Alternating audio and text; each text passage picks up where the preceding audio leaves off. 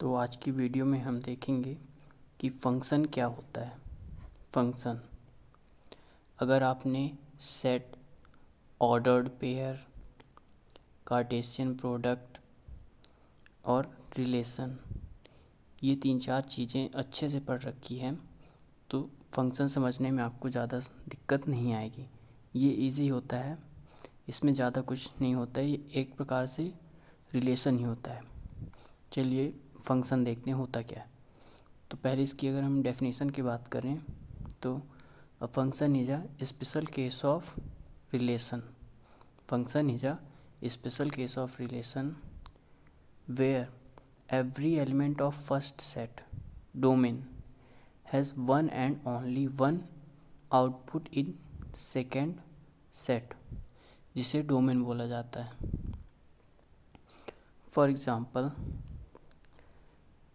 अगर हम बात करें कि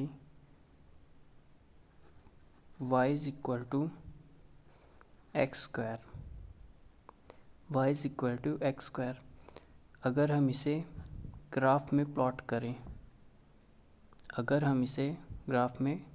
करें, तो कैसे होगा? ये कुछ ऐसे बनेगा। ये हो गई एक्स एक्सिस, ये वाई। अगर हम x बराबर 1 लेते हैं, चलो यहाँ पास है ना, ये डिफरेंट वैल्यूज़ हो गई x की। अगर हम x1 लेंगे तो y भी 1 आएगा। अगर x2 लेंगे तो y 4 आएगा, है ना, मान लो यहाँ आ जाएगा। उसी टाइप से अगर x हम -1 लेते हैं तो y अब भी 1 ही आ रहा है। x की वैल्यू -2 लेते हैं तो y 4 आ रहा है ना जी। तो इसका अगर हम ग्राफ प्लॉट करें तो ये कुछ ऐसे बनेगा ये। अगर आप इसे, एक ऐप होता है डेस्मोस या जियोजेब्रा, कहीं पर भी आप प्लॉट करके देखेंगे तो उसका एक्चुअल डायग्राम कुछ ऐसा ही होगा, जो कि यहाँ से एकदम जीरो से पास होगा, है ना। ये इसका पॉइंट यहाँ ना होकर ये ऐसे कुछ होगा, और ये जो है ये स्ट्रेट ना होकर थोड़ा कर्व होगा, ठीक। तो ये तो हो गया एग्जांपल इसका कि ये एक फंक्शन है। अब ये फंक्शन है कैसे? अगर हम इसमें x की अलग अलग वैल्यूज़ रख रहे हैं, इस फंक्शन में x की अलग अलग वैल्यूज़ रख रहे हैं, तो y की हमें कुछ फिक्स वैल्यू मिल रही है। फॉर एग्ज़ाम्पल, अगर हम x इक्वल टू 5 रखेंगे तो हमें y इक्वल टू 25 मिलेगा, है ना। वैसे ही अगर हम x इक्वल टू -6 रखेंगे तो y इक्वल टू 36 मिलेगा। तो ये क्या हो गई? x की डिफरेंट वैल्यूज़ हम रख रहे हैं और हमें y की कुछ स्पेसिफिक वैल्यूज़ मिल रही हैं, ठीक। और अच्छे मतलब और इजी एग्जांपल्स अगर हम बात करें तो आपने लाइन की बारे में तो जाना ही होगा कि लाइन की इक्वेशन क्या होती है। लाइन की इक्वेशन होती है y equal to mx plus c, y equal to mx plus सी।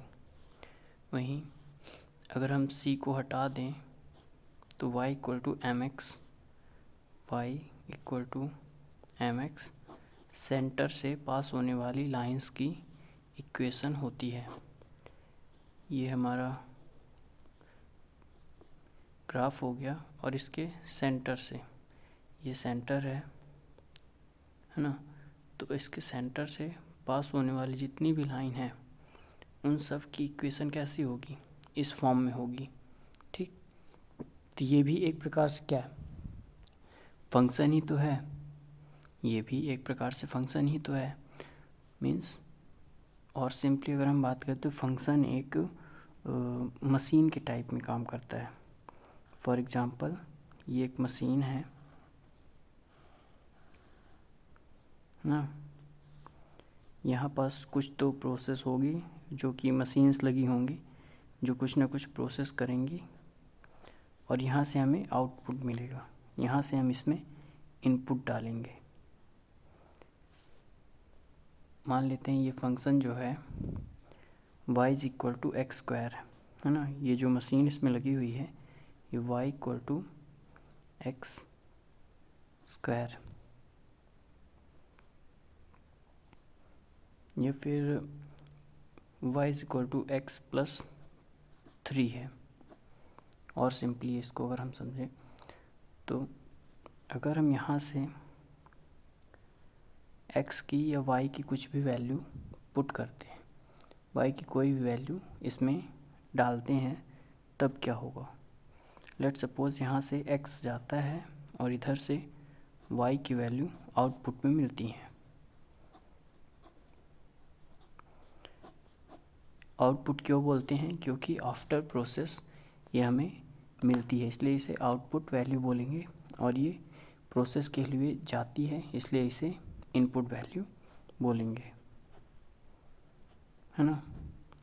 ये तो हो गया इनपुट, ये हो गया आउटपुट। ये एक मशीन टाइप में वर्क करेगा। तो जैसे हम अगर एग्ज़ाम्पल लें तो वॉशिंग मशीन होती है। वॉशिंग मशीन में हम कपड़े डालते हैं, वो कपड़े साफ़ होते हैं। यहाँ कुछ तो एक मैकेनिज़्म यूज होता है उस मशीन का, वो फंक्शन करती है, मीन्स प्रोसेस करती है और फिर हमें आउटपुट में साफ़ कपड़े देती है। और दूसरी तरह समझें तो आपने जूस बनाने वाली मशीन देखी होगी, उसमें हम फ्रूट्स को डालते हैं, अंदर एक मशीन होती है जो अपना वर्क करती है और आउटपुट में हमें जूस मिलता है। ठीक, यहाँ से हमने फ्रूट डाला, यहाँ कुछ तो मैकेनिज़्म हुआ और आउटपुट में हमें जूस मिल गया। तो ये क्या कहलाता है, यही तो एक फंक्शन है ना। फंक्शन मीन्स एक कुछ तो काम हो रहा है अंदर, उस काम को ही हम फंक्शन बोलते हैं। अब ये तो आम बोलचाल की भाषा हो गई कि फंक्शन कैसे हुआ, ये काम करता है, ये जूस जो बनाने की मशीन होती है उसकी तरह करता है, या फिर वॉशिंग मशीन की तरह करता है। लेकिन मैथमेटिकली तो ऐसा पॉसिबल नहीं है, या है भी तो हम इसे किसी न किसी फॉर्म में डिनोट करेंगे, है ना। कोई ना कोई सिंबल होना चाहिए जिससे हम इसको दिखा सकें कि ये हाँ फंक्शन है और ये वर्क हो रहा है, शो करके हम दिखा सकें। वहाँ ऐसे थ्योरी तो लिख नहीं सकते, इसके लिए हम एक सिंबल यूज़ करते हैं, है ना। कि सपोज़ करें कि x है इनपुट और y है आउटपुट। और कभी कभी क्या जनरली हम y को f ऑफ x भी बोल देते हैं। ठीक, ये फंक्शन ऑफ x, इसको पढ़ने का जो तरीका होता है फंक्शन ऑफ x, ये फंक्शन इन x, इसी y बोलें या फंक्शन ऑफ x बोलें, एक ही बात है। तो अगर हम ऊपर वाले जो एग्जांपल उसी की बात करें कि अगर ये एक मशीन की टाइप में काम करता है ना, तो यहाँ से ये इनपुट लेगा, यहाँ पास अगर एक फंक्शन लिखा हुआ है जो x के टर्म्स में है, एक फंक्शन है जो कि x के टर्म में है, तो वो फंक्शन क्या है कि x प्लस 5, और यहाँ से ये आउटपुट दे आएगा। यहाँ से हमने 1 डाला, ठीक, x की वैल्यू, डिफरेंट वैल्यूज़ हमने यहाँ से पुट की और y की डिफरेंट वैल्यूज़ यहाँ से हमें मिलेंगी। 1 डाला, 2 डाला, 3 डाला, तो यहाँ से क्या मिला, यहाँ एक मैकेनिज़्म यूज हुआ, तो यहाँ से एक आया, यहाँ पास 1 प्लस 5 6 होके बाहर आया। सिमिलर 2 अंदर आया, यहाँ से इसमें कुछ तो मैकेनिज़्म यूज हुआ, 2 प्लस 5 7 हो गया, है ना। अब ये इसमें क्या करना है, ये पहले से ही इसके अंदर प्री लोडेड रहेगा, इनबिल्ट रहता है पहले से ही। जैसे मशीन में उसके उस मशीन को क्या करना है, ये पहले से ही इनबिल्ट है, उसी तरह फंक्शन में उसका नेचर क्या होता है, वो क्या करता है, ये पहले से ही इनबिल्ट रहता है। यहाँ से 3 आया, ये 5 3 8 1 के आउटपुट में बाहर आ गया, ठीक।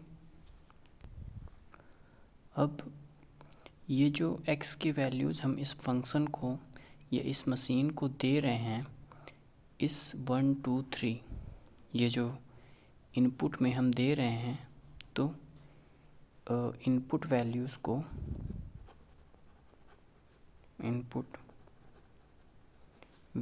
को एक नाम दिया गया जिसे डोमेन बोलते हैं। उसी तरह जो आउटपुट में हमें वैल्यूज़ मिलती हैं, ये या और भी इसके आगे जो भी आउटपुट में वैल्यूज़ मिलेगी, ये तो आउटपुट वैल्यूज़ एक मशीन लैंग्वेज हो गई या लोकल लैंग्वेज हो गई, लेकिन मैथमेटिक्स की लैंग्वेज में इस आउटपुट को हम बोलेंगे, वो क्या बोलेंगे, तो आउटपुट वैल्यूज़ को हम कोडोमेन या रिलेशन जब हम बोलते हैं तो उसे कोडोमेन बोलते हैं, और फंक्शन के केस में उसे हम रेंज बोल देते हैं। यहाँ पास कोडोमेन और रेंज दोनों लिख लीजिए, कोडोमेन या फिर रेंज। अब डोमेन समझ में आया कि इस फंक्शन को हम कौन कौन सी वैल्यूज़ दे सकते हैं, ये तो हो गया डोमेन। और इसके बाद ये प्रोसेस करके हमें कौन कौन सी वैल्यूज़ दे सकता है ना। एक तो हो गया कि हम फंक्शन को कौन कौन सी वैल्यूज़ दे सकते हैं, एक हो गया कि फंक्शन प्रोसेस करने के बाद हमें कौन कौन सी वैल्यूज़ दे सकता है। तो जो वैल्यूज़ हम दे सकते हैं उन्हें डोमेन, और जो वैल्यूज़ फंक्शन हमें दे सकता है या देता है उसे कोडोमेन या फिर रेंज बोलते हैं। ऊपर मैंने अभी आपको जूस बनाने वाली मशीन का एग्ज़ाम्पल दिया था, तो जैसे उसकी कुछ लिमिटेशंस होती हैं, है ना, कि जूस बनाने वाली मशीन में हम पत्थर तो डाल नहीं सकते कि लकड़ी डाल दें, पत्थर डाल दें, लोहा डाल दें और वो हमें उधर से जूस बना के दे दें, है ना। ये तो पॉसिबल नहीं है, ये उसकी लिमिट के बाहर है। वैसे ही फंक्शन की भी कुछ लिमिट होती हैं, है ना। जैसे ये एक फंक्शन है x+5, यहाँ 1 2 3 हम नेचुरल नंबर डाल रहे हैं। अभी हो सकता है कोई फंक्शन होगा जिसमें हम रियल नंबर डालेंगे, कोई फंक्शन होगा कि जिसमें हम होल नंबर डालेंगे, है ना। तो एक प्रकार से इसकी लिमिटेशंस हो गई ना, कि अगर किसी फंक्शन में हम किसी भी रीज़न के कारण कोई भी वैल्यू इनपुट नहीं कर पा रहे हैं, अब हर फंक्शन में हम हर वैल्यू तो डाल नहीं सकते। आपने पढ़ा हुआ है पिछले क्लासों में कि रियल नंबर क्या होता है, कॉम्प्लेक्स नंबर क्या होता है, तो पूरी नंबर लाइन तो एक फंक्शन में डाल नहीं सकते। अगर मैं एग्ज़ाम्पल दूं कि अगर यहीं पास एक और बना के देखते हैं, है ना, ऐसे यहाँ से कुछ तो x की वैल्यू जाएंगी 1/x। ये मान लेते हैं कि हमारा एक फंक्शन है, एक मशीन है, जो हम जो भी वैल्यूज़ देते हैं ये उसको उल्टा कर देता है, ठीक, और आउटपुट में दे देता है। ये इसकी स्पेशलिटी है, ये इस मशीन या इस फंक्शन की स्पेशलिटी है कि हम जो भी वैल्यू इनपुट में देते हैं वो हमें उस वैल्यू का आउटपुट में उल्टा दे देता है, मतलब इन्वर्स दे देता है। अगर हम इसे 1 देंगे, यहाँ से अगर 1 देंगे तो 1/1 देगा, जो कि सेम वही चीज़ है। अगर 2 देंगे तो 1/2 आ जाएगा, 3 देंगे 1/3 आ जाएगा।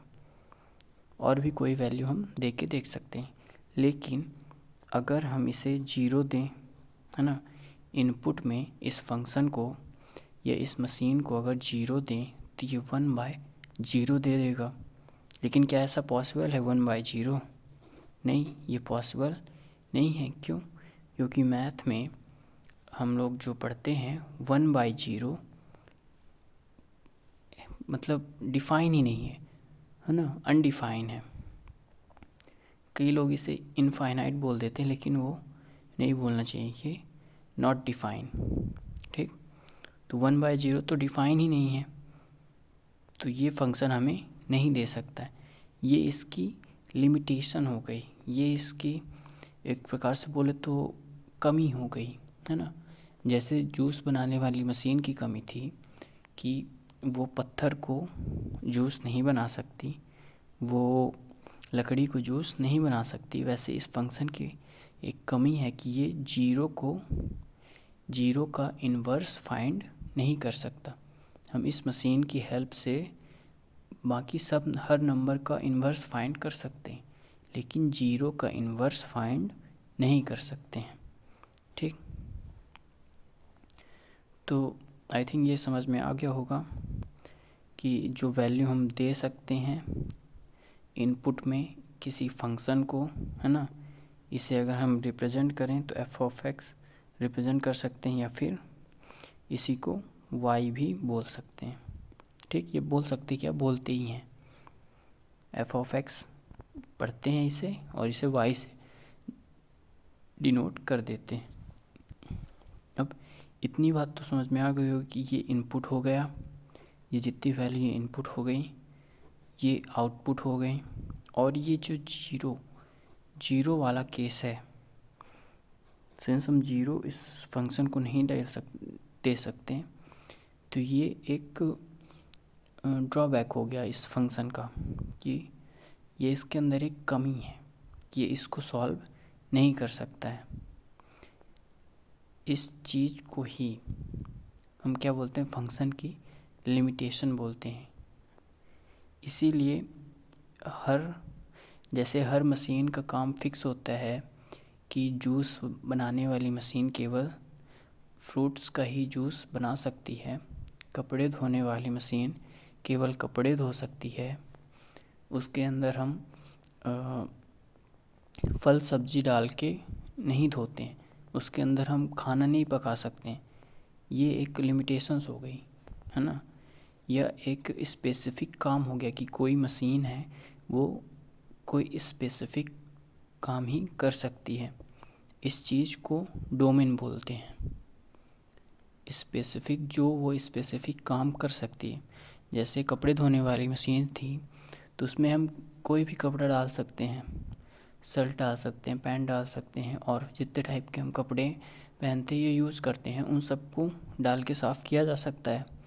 लेकिन वहीं कपड़े धोने वाली मशीन में हम बर्तन तो डाल नहीं सकते कि वो भी साफ़ हो जाए, ऐसा पॉसिबल नहीं है। अगर है भी तो ये, है ना, अभी केवल रियलिटी पे बात करें जो कि ट्रुथ है। तो कपड़े तो हम कई प्रकार के डाल सकते हैं, वैसे ही इस फंक्शन में हम वैल्यूज़ तो कई प्रकार की डाल सकते हैं, इस चीज़ को हम क्या बोलते हैं, जो इतने टाइप की वैल्यू हम डाल सकते हैं इनपुट में, इस चीज़ को ही डोमेन बोलते हैं। ठीक, और ये मशीन या फिर ये फंक्शन हमें जो भी दे सकता है आउटपुट में, इसे कोडोमेन या फिर रेंज बोलते हैं। ठीक, ये तो हो गई कि फंक्शन होता क्या है, ये हमने समझ लिया। अब एक एग्ज़ाम्पल के थ्रू हम समझते हैं कि ये फंक्शन काम कैसे करता है। ये तो हो गया जो अभी हमने सुना कि डेली लाइफ में, मतलब ये हमारी लोकल लैंग्वेज में हो गया कि फंक्शन क्या है, इसका वर्क प्रोसेस कैसे होता है।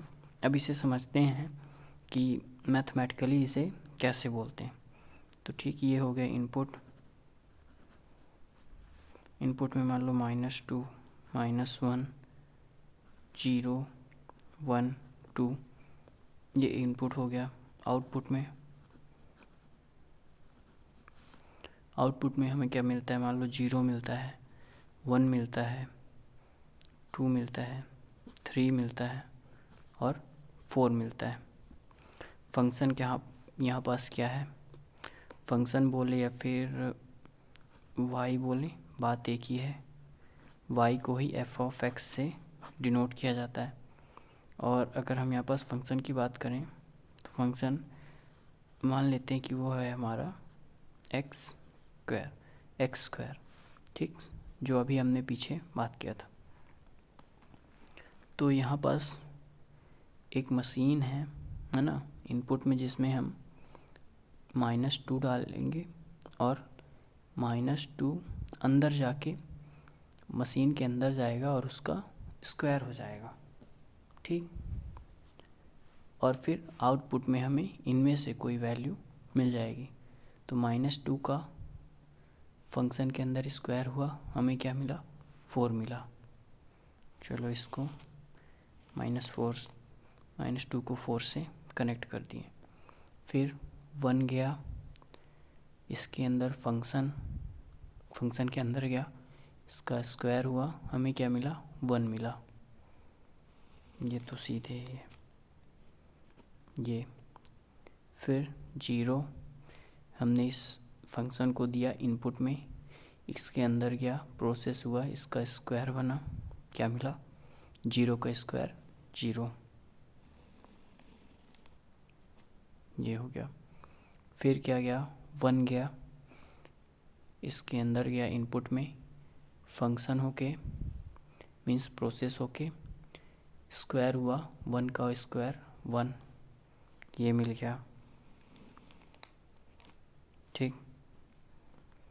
2 गया सिमिलर वे में, फंक्शन के अंदर मीन्स मशीन के अंदर गया, मशीन के अंदर एक ऐसी प्रोसेस हुआ जिसमें वो स्क्वायर हुआ, जो भी हमने इनपुट दिया उसका स्क्वायर होके बाहर आ गया, जो भी इनपुट दिया उसका स्क्वायर होके बाहर आ गया। तो 2 का स्क्वायर 4, ये हमें इतना मिल गया, है ना, इतना तो हो गया।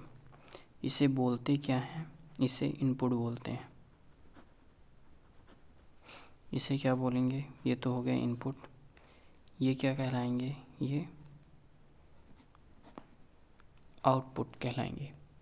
और इनपुट बोले या फिर डोमेन बोले, आउटपुट बोले, रेंज बोले, है ना, इसके अलावा भी इसके और कई नाम होते हैं जो कि आप आगे देख जाओगे, उनसे कंफ्यूज नहीं होना है।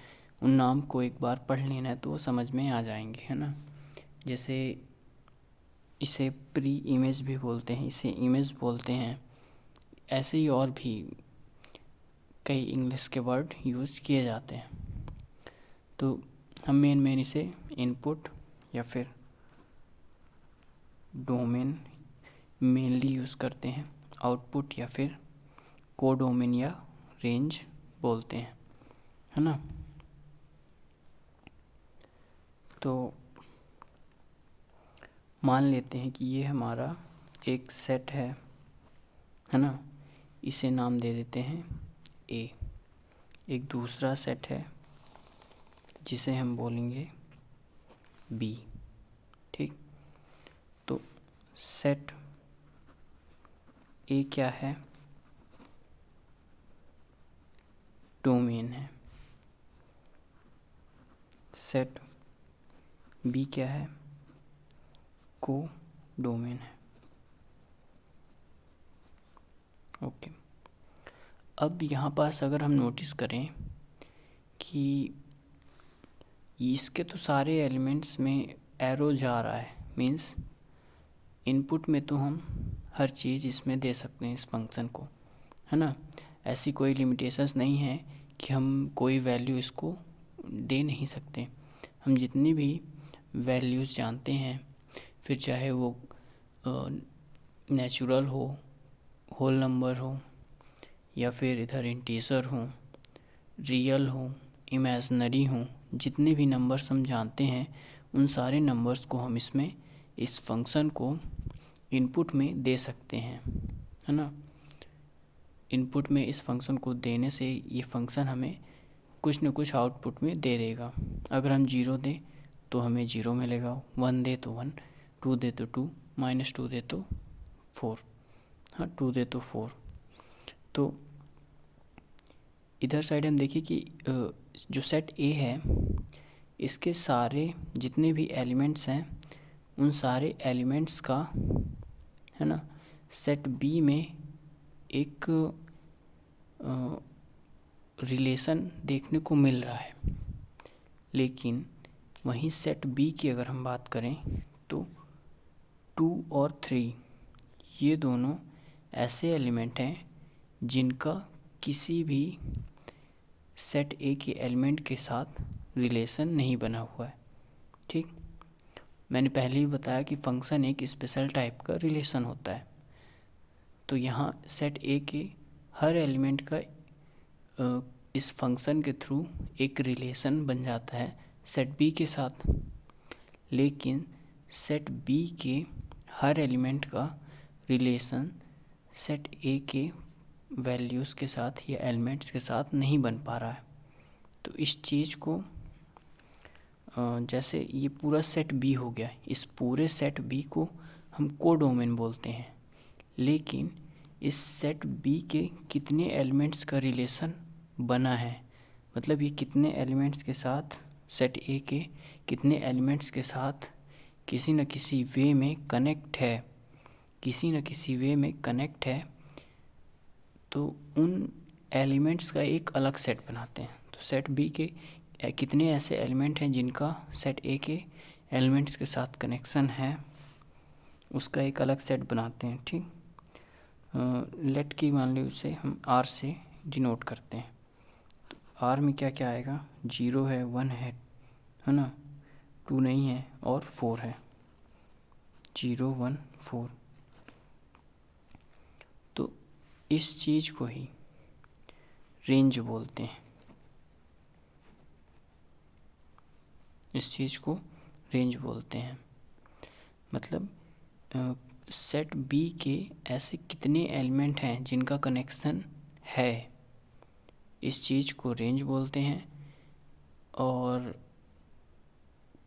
टोटल इन सब को मिला के, मतलब जिनका कनेक्शन है और जिनका नहीं है, इन दोनों को मिलाकर जो सेट बनता है उसे कोडोमेन बोलते हैं।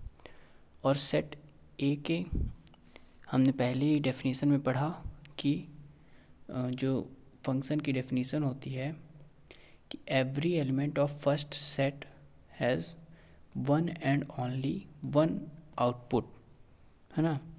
इसके फंक्शन की एक कंडीशन होती है।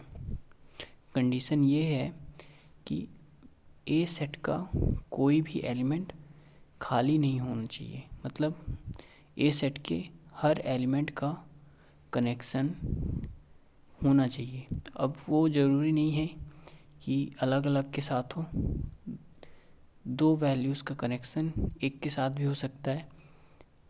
Single value connection means single value connection single value से भी हो सकता है, और 2 वैल्यू का कनेक्शन एक वैल्यू से भी हो सकता है।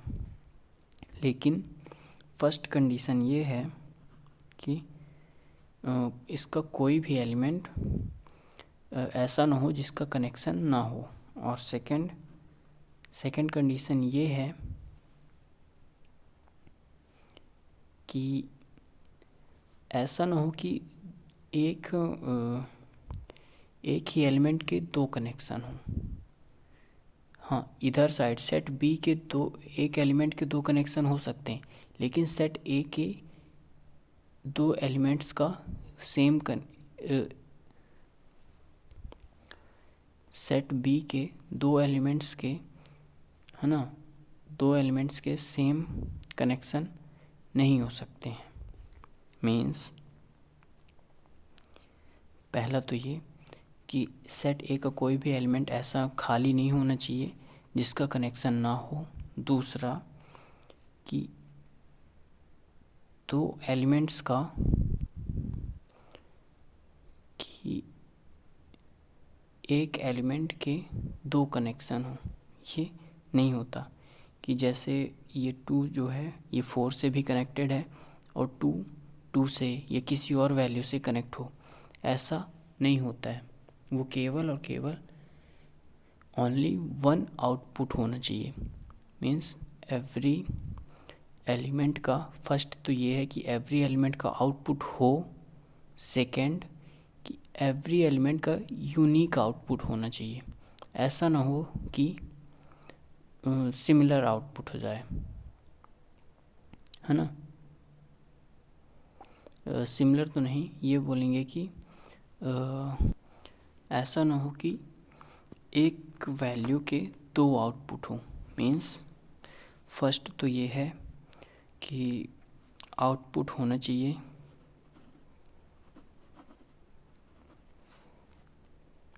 आउटपुट एवरी एलिमेंट्स का हो, आउटपुट मस्ट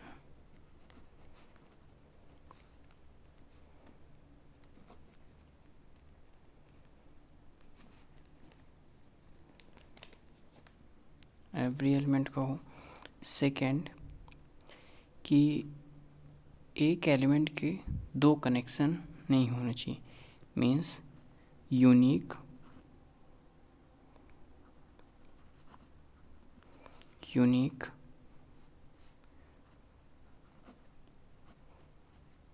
आउटपुट होना चाहिए। ठीक, अगर हम डोमेन और रेंज को और डीपली समझने की कोशिश करें तो एग्जांपल देखते हैं। थ्योरी तो इतनी ही है कि जितने भी एलिमेंट होते हैं उन सब एलिमेंट का कनेक्शन होना चाहिए। दूसरा ये कि यूनिक कनेक्शन होना चाहिए। ऐसा नहीं कि एक एलिमेंट का दो एलिमेंट्स के साथ, सेट ए के एक एलिमेंट का सेट बी के दो एलिमेंट्स के साथ कनेक्शन हो, ऐसा नहीं होना चाहिए। ठीक, एग्जांपल देखते हैं, उससे ज़्यादा क्लैरिटी आएगी। जैसे अभी मैंने पहले ही बताया था कि एफ ऑफ एक्स या फिर वाई बोलें, एक फंक्शन है 1/x। तो इसके डोमेन में क्या आता है? डोमेन मीन्स हम इस फंक्शन को कौन कौन सी वैल्यूज़ दे सकते हैं। तो इसको हम कोई भी वैल्यू दे सकते हैं। ठीक, जनरली हम रियल नंबर्स के ऊपर बात करते हैं। अगर कॉम्प्लेक्स नंबर की बात करें तो क्वेश्चन में अलग से मेंशन होगा कि यहाँ पास कॉम्प्लेक्स नंबर की बात कर रही है। जब ये मेंशन नहीं होगा तो हम रियल नंबर ही मान के चलेंगे। ठीक, तो यहाँ पास अगर बोला जाए कि ये एक फंक्शन है और इस फंक्शन की डोमेन और रेंज फाइंड करके बताइए। साथ ही कोडोमेन भी अगर पूछ ले कि कोडोमेन, रेंज, ये सब क्या होगी हमें बतानी है। तो डोमेन हम क्या बताएंगे कि रियल नंबर,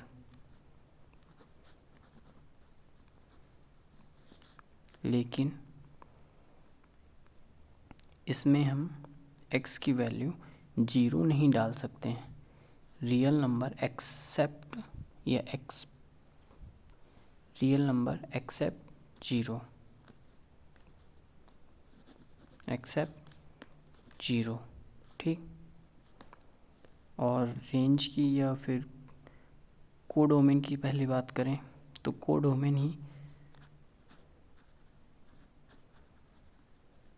कोडोमेन हो जाएगा इसका रियल नंबर,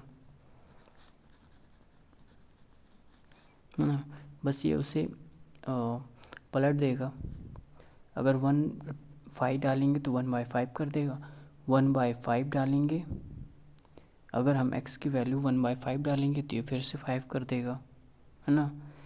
मीन्स x की वैल्यू अगर हम 5 डालते हैं तो y की वैल्यू हमें 1/5 मिलेगी। अगर x की वैल्यू हम 1/6 डालते हैं तो y की वैल्यू हमें 6 मिलेगी। तो ऐसी कोई भी वैल्यू हमें फाइंड हो सकती है। तो डोमेन तो हमें समझ में आ गया कि रियल नंबर होगा। कोडोमेन क्या हो जाएगा, ये भी रियल नंबर होगा, लेकिन डोमेन में हम 0 नहीं डालेंगे, है ना।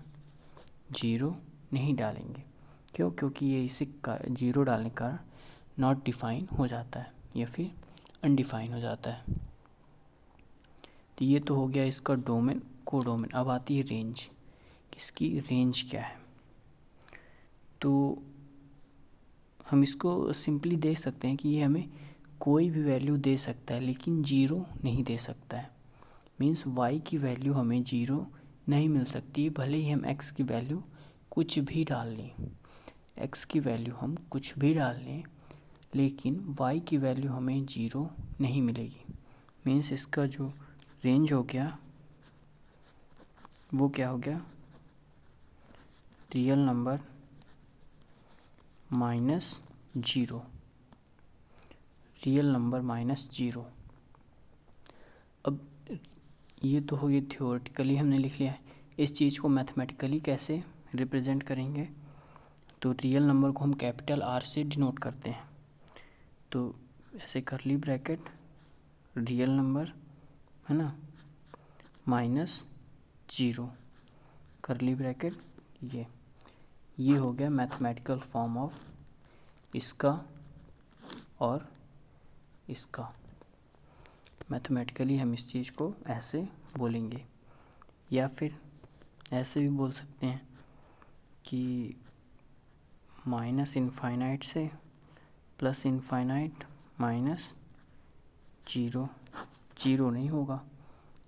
जनरली इस तरह ही बोला जाता है, ऐसे ही बोल सकते हैं या फिर ऐसे भी बोल सकते हैं, लेकिन हम मैथमेटिकली इस चीज़ को ही ज़्यादा प्रेफर करेंगे। क्योंकि आगे वाले क्वेश्चनों में हमें बहुत सारी यूनियन इंटरसेक्शन लेके आंसर रिपोर्ट करना पड़ेगा, और जब यूनियन इंटरसेक्शन लेके आंसर रिपोर्ट करेंगे तब हम ऐसे डायरेक्ट नहीं बोल पाएंगे। इस तरह थ्योरेटिकली लिखना थोड़ा मुश्किल हो जाएगा, इसलिए हम इसको इस फॉर्म में ही यूज करेंगे। ठीक, और एक और एग्जांपल लेके देख सकते हैं इस चीज़ को ही कि एफ ऑफ एक्स या फिर इसी को वाई बोलें इक्वल टू रूट के अंदर एक्स माइनस थ्री। तो जैसे हमने पीछे वेवी कर्व मेथड में पढ़ा था क्रिटिकल पॉइंट फाइंड करना, कि क्रिटिकल पॉइंट फाइंड कैसे करते हैं, तो वैसे ही इसमें भी हमें कुछ पॉइंट फाइंड करने पड़ते हैं, कुछ वैल्यूज़ फाइंड करनी पड़ती हैं जिन वैल्यूज़ को हम इन फंक्शन में पुट नहीं कर सकते। जैसे अंडर रूट की बात की जाए तो अंडर रूट में माइनस नहीं होना चाहिए, अगर माइनस आ रहा है तो ये नॉट डिफाइन नहीं होता, आगे आप पढ़ेंगे, लेकिन अभी के लिए नॉट डिफाइन। हम जब 10th क्लास में थे तब इसके आगे छोड़ देते थे, अगर अंडर रूट के अंदर माइनस आ जाता था तो हम इमेजनरी लिख के छोड़ देते थे। जैसे एक इक्वेशन फाइंड करते हैं कि x square plus x plus one है ना, ये इक्वेशन है, इसमें एक्स की वैल्यू फाइंड करें और लेट सपोज कि यहाँ रूट के अंदर कुछ भी माइनस में आ रहा है, तो हम ऐसा लिख देते थे कि जब डिस्क्रिमिनेंट निकालते थे और डिस्क्रिमिनेंट की रूट के अंदर माइनस आ जाता तो हम इमेजनरी रूट्स लिख देते थे।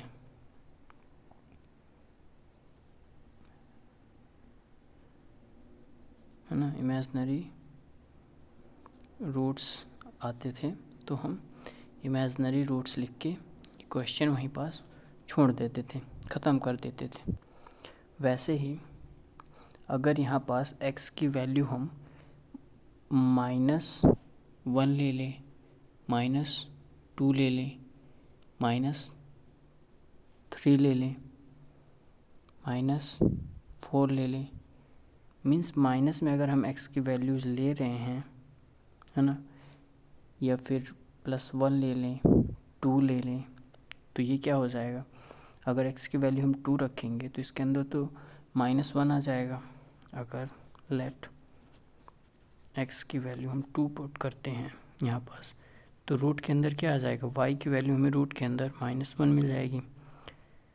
नेक्स्ट फिर से लेट x की वैल्यू हम 0 पुट करते हैं, तो y की वैल्यू हमें क्या मिल जाएगी, √3 मिल जाएगी, √1 √3। सिमिलर और भी x की ऐसी कई वैल्यूज़ हैं जिनको हम अगर इसमें पुट करेंगे इस फंक्शन में, तो y की वैल्यू जो है हमें इमेजिनरी मिल जाएगी, लेकिन हमें ऐसा नहीं करना है। मीन्स इसके डोमेन में, इस फंक्शन के डोमेन की अगर बात की जाए, डोमेन की, तो डोमेन में हम कौन कौन सी वैल्यूज़ पुट कर सकते हैं, ये कैसे पता चलेगा, ये कैसे पता चलेगा, है ना। तो हम देख सकते हैं कि अगर हम x की वैल्यू 2 रखते हैं या x की वैल्यू 3 से +3 से अगर छोटी रखते हैं, तो ये जो भी रूट के अंदर वैल्यू आएगी वो नेगेटिव होगी। रूट के अंदर जो भी वैल्यू आएगी वो निगेटिव होगी। अगर हम x की वैल्यू क्या रखते हैं, x की वैल्यू अगर हम -∞ से 3 तक रखते हैं, है ना, ये होता है ओपन ब्रैकेट। एक बार मैं बता दूं, है ना, शॉर्ट में, यहाँ पास ये जो सिंबल होता है ये ओपन ब्रैकेट है, ठीक। ये क्लोज ब्रैकेट है, क्लोज ब्रैकेट। ये करली ब्रैकेट है। ये किस लिए यूज़ किया जाता है, जब हम वैल्यूज़ अलग अलग डिफ़ाइन करें तब ये करली ब्रैकेट यूज़ करते हैं। जब जो एंड पॉइंट है, मीन्स अगर हमने लिखा है 3, -3, -3, 13 लिख लो यहाँ पास, ठीक। -3, 13 मतलब -3 से लेके 13 तक के बीच में जितनी वैल्यू आती हैं वो सारी इंक्लूडेड हैं, प्लस -3 और +13 ये भी इंक्लूड हैं, है ना। इनको भी हमने इंक्लूड किया है। अगर इन वैल्यूज़ को इंक्लूड किया है तब हमने ये क्लोज ब्रैकेट लगाना है। लेकिन अगर हमने -3, 13 लिखा है, ओपन ब्रैकेट के साथ लिखा है, इसका मतलब हमने ये एंड पॉइंट्स को, एंड वैल्यूज़ को, इनको एंड वैल्यूज़ कहते हैं। 3 को और -13 को एंड वैल्यूज़ कहते हैं। एंड वैल्यूज़ को इंक्लूड नहीं किया है अपनी बात में। तो यहाँ पास हमने, और इनफाइनाइट को हमेशा ओपन ब्रैकेट से ही लिखते हैं, क्योंकि इनफाइनाइट एक सोच है, ना कि कोई वैल्यू है, ठीक। और 3 को हमने इसके साथ ओपन ब्रैकेट क्यों लगाया है, क्योंकि हमने 3 को इंक्लूड नहीं किया है। हमने बात की है कि 3 से जितनी भी छोटी वैल्यूज़ हैं, 3 से जितनी भी छोटी वैल्यूज़ हैं x की, है ना, x की जितनी वैल्यू 3 से छोटी हैं उसके लिए ये जो फंक्शन है या ये रूट के अंदर की जो वैल्यू है वो क्या हो रही है, वो निगेटिव हो जाती है।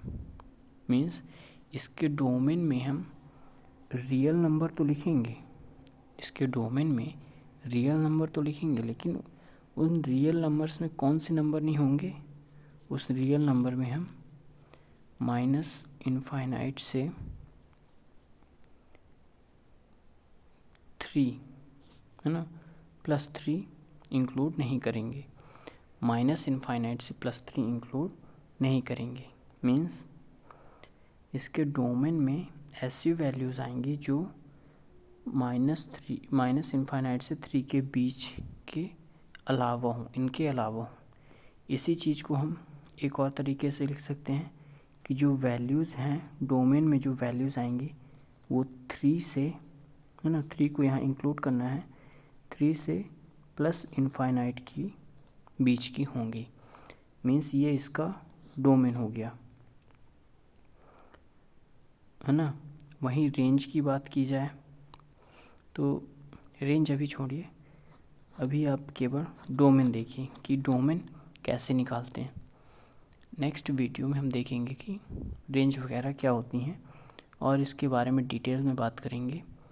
अभी केवल डोमेन देखते हैं, डोमेन कैसे निकालते हैं। तो ये फर्स्ट हो। अगर हम एक और एग्ज़ाम्पल लें कि f(x) = y, है ना, एक फंक्शन है, वो इस टाइप से डिफ़ाइन है कि x अपॉन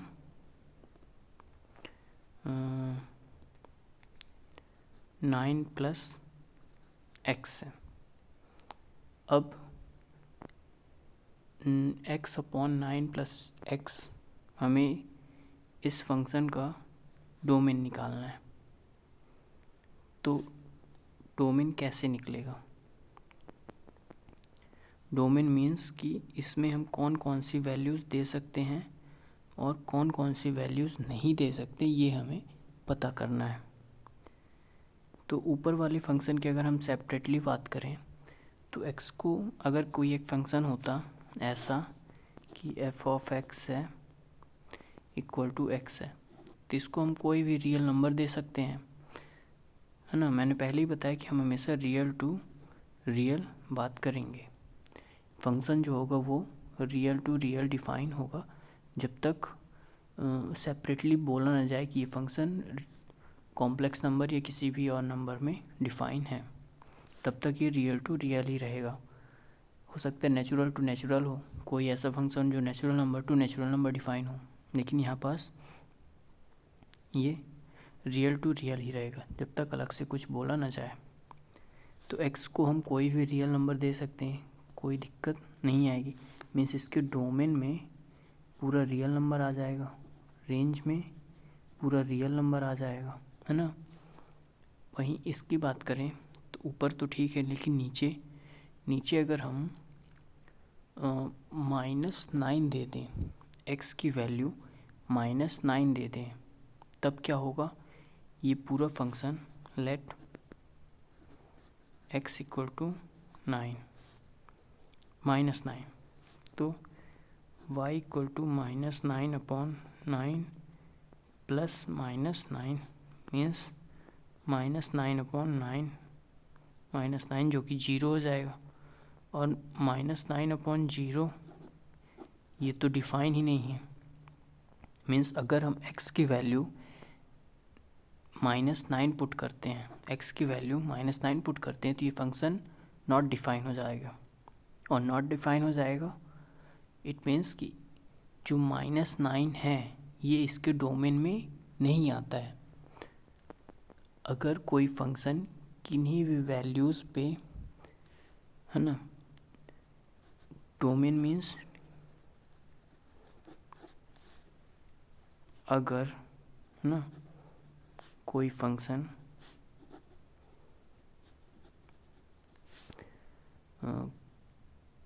किसी भी वैल्यू में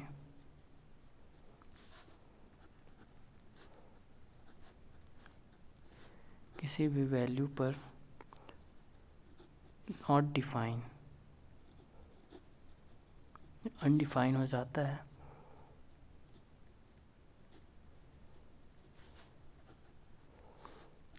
तो वो वैल्यू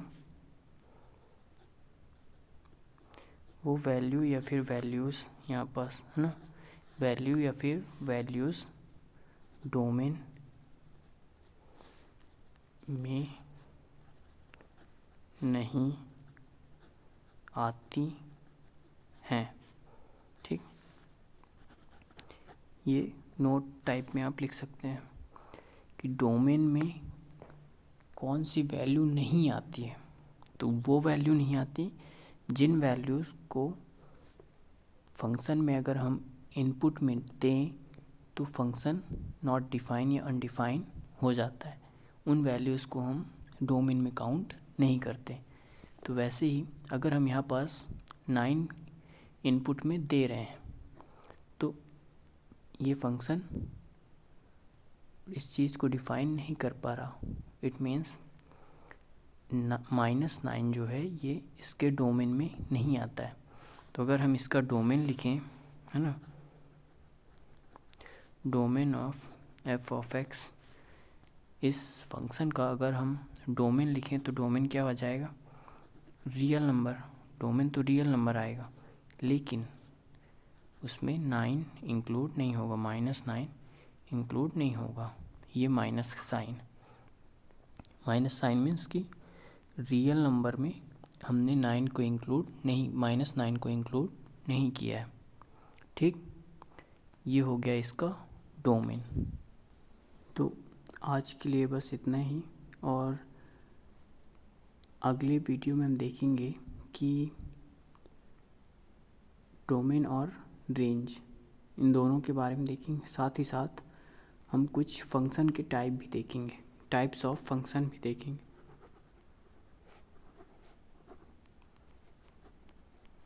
टाइप्स ऑफ फंक्शन देखेंगे, जैसे modulus function,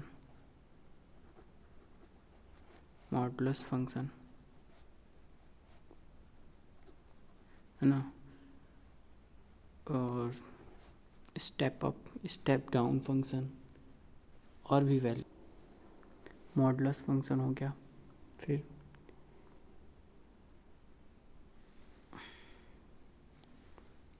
greatest integer function हो गया, और क्या देखेंगे, सिग्नम फंक्शन हो गया, स्क्वायर रूट फंक्शन हो गया, एक्सपोनेंट फंक्शन हो गया, लॉगरिथमिक फंक्शन हो गए। तो इतने सारे फंक्शंस हम देखेंगे, और साथ ही साथ अपने ट्रिग्नोमेट्रिक फंक्शन हो गए, साइन, कॉस, टेन, इधर साइड कॉसेक, सेक, कॉट, ये सारे फंक्शन देखेंगे। इनके ग्राफ देखेंगे कि इनके ग्राफ कैसे बनते हैं, है ना।